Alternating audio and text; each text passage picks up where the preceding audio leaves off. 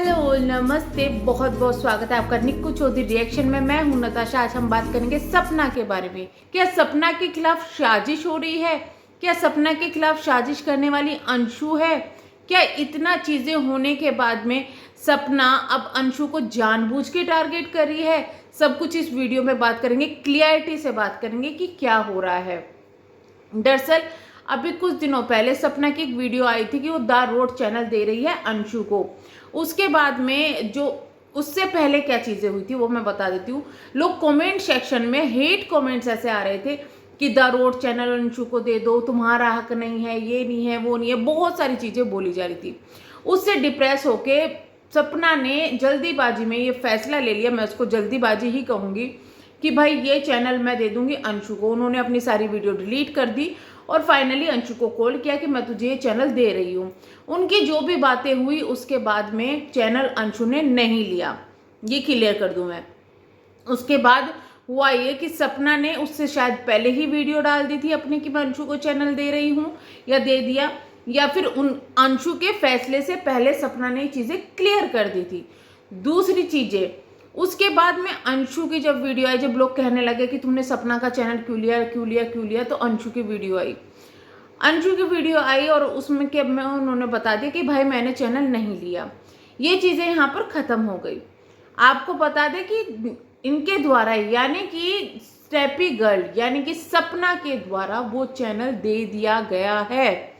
वो चैनल सपना के पास नहीं है, आईडी पासवर्ड सब अंशु को दे दी गई है। अब वो अंशु पे डिपेंड करता है कि वो उसको चलाती है या नहीं चलाती है, बट रियल न्यूज़ ये ही है। वो अब अंशु की मर्जी है कि वो चलाएगी या नहीं चलाएगी, यानी कि सपना ने अपनी तरफ से दे दिया, अंशु ने अपनी तरफ से नहीं लिया, बट चीज़ें हो चुकी है। अब इन चीज़ों को क्लैरिफिकेशन करते हुए एक चीज़ और बताना चाहूँगी मैं, कि जो चीज़ें ये हुई हैं उसमें डबल चीज़ें लग रही है। यानी कि लोग कह रहे हैं कि नहीं, सपना टॉर्चर हुई है क्योंकि उन्होंने अपना चैनल दे दिया, और जो अंशु है वो टॉर्चर हुई है क्योंकि सपना ने अपना चैनल अंशु को दिया। तो दोनों ही तरफ से दोनों को हुई काफ़ी ज़्यादा हेट मिली। लेकिन हुआ ये, जब अंशु की जो वीडियो है वो आई थी तो वहाँ पर बहुत सारे हेट कमेंट्स आए अंशु के चैनल पर सपना के खिलाफ, जिनको लगातार लाइक किया जा रहा था और उन पर कुछ पर रिप्लाई भी दिया जा रहा था, जो कि सपना को बहुत ज़्यादा बुरा लगा। उन्होंने अंशु से बात की, अंशु ने बातें बताई कि भाई मेरा चैनल हैक करने की कोशिश की गई है, गुजरात से कोशिश की गई है, बल्कि ये चीज़ें मैं पहले ही क्लियर कर चुकी हूँ कि इस तरीके से हैक करने की कोशिश नहीं होती है। ये नहीं होती चीज़ कि भाई हैक करने की, अब आप सोचो कि सिर्फ लाइक करने के लिए कोई हैक के बाद चीज़ें सामने आई कि भाई जो सपना है वो नाराज़ है अंशु से, ये सब चीज़ें सामने आई। उसके बाद सपना का एक स्पॉन्सर वीडियो आता है, ये कहे कि एक वीडियो आता है जिसमें वो गुजरात गई हुई है, अजमेरा फैशन में के से रिलेटेड काम के लिए गुजरात गई हुई है। अब जैसे ही ये वीडियो आया तो सारा शक किस पर चला गया?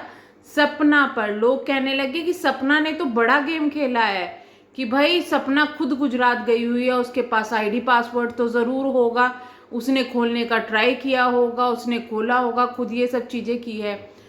आप मुझे एक बात बताइए, जो लोग इतना ज़्यादा दिमाग लगा रहे हैं, जो लोग इतना ज़्यादा सोच रहे हैं, सबसे पहली तो बात ये है कि ये चीज़ें कितने दिन पहले हो चुकी हैं। इस चीज़ का क्या प्रूफ है कि सपना उस वक्त में गुजरात गई हुई थी?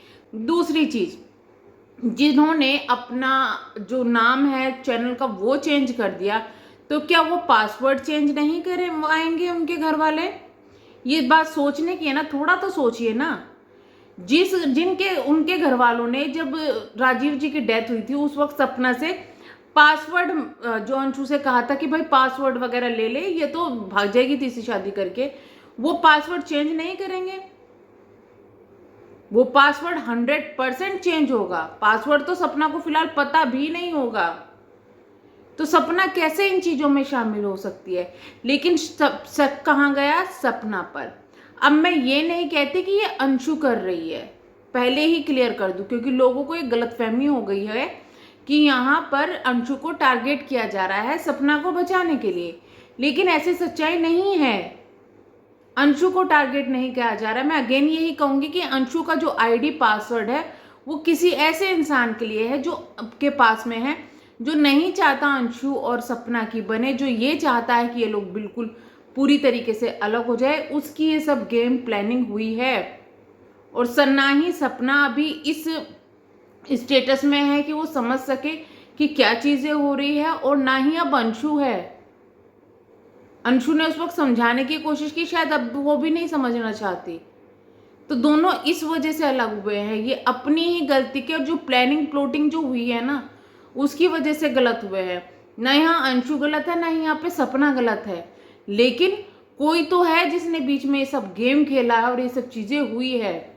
जो लोग इस चीज़ को कह रहे हैं कि नहीं ये सब सपना ने किया है, सपना ने खुद किया है, उनके पास क्या प्रूफ है इस चीज़ का कि सपना ने ये सब चीज़ें की है? नहीं, कोई प्रूफ नहीं होगा। लेकिन बिना प्रूफ के लोगों को बोलने की आदत पड़ गई है। अब क्या अंशु ने ये चीज़ें बोली है कि सपना भाभी उस वक्त वहाँ गई हुई थी? नहीं, जस्ट क्योंकि हेट क्रिएट करना है भाई, हेट क्रिएट करना है। और ये मैटर अब ख़त्म हो जाना चाहिए। इन चीज़ों को समझ में नहीं आ रहा कि इतना इशू क्यों बनाया जा रहा है कि नहीं सपना वहाँ गई थी तो सपना ही होगी। ठीक है, उन लोगों के बीच में मन मुटाव हुए हैं, थोड़े दिन बाद सही हो जाएंगे। अब इतना ज़्यादा खींच के, इतना ज़्यादा इन चीज़ों को बढ़ा चढ़ा के कोई फ़ायदा है?